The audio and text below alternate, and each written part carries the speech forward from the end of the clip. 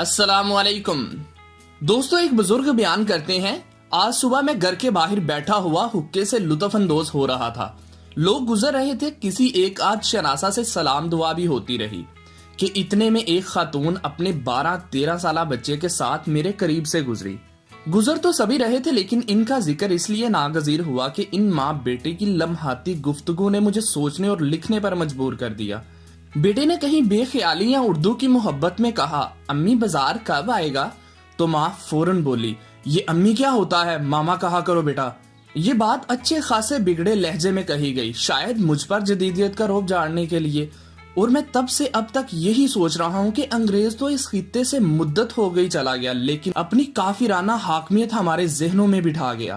ہم خالص پاکستانی ہو کر بھی اپنی زبان خالص نہ رکھ سکے۔ یقین نہیں نہ آ رہا میری بات کا؟ تو دیکھ لیجئے، آج قریب ہر گھر میں امی جی اور ابو جی تو کہیں فوت ہی ہو چکے ہیں، لیکن ماما پاپا اب بھی زندہ ہیں۔ غلامی کا خول اتاریے، یقیناً اس خول کے پیچھے ایک بہت پیارا پاکستانی اردو دان اپنی مٹھاس لیے بیٹھا ہے۔ اللہ حافظ۔